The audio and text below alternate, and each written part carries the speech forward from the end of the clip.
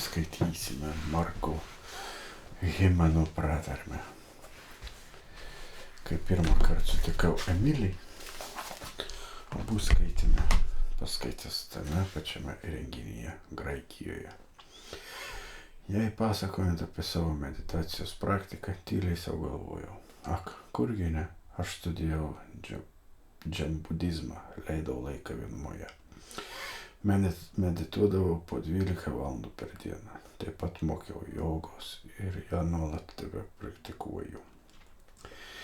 Apie sveiką gyvenseną žinau pakankamai, jaučiuosi puikiai susidūrojęs su stresu ir nerimu, tačiau vis dėlto į mane sudomino. Kuo ilgiau klausiausi Emilį, tuo aiškiau suvokiau, kad ji kalba apie visai ką kitą, šitą gilesnio, galingesnio, gal net apverčiančio gyvenimą aukštyn kojomis. Labiausiai mano dėmesį patraukė tai, kad ji vis kartuoja esą, galima pasiekti daugiau, darant mažiau. Va taip, šiam kartui gana.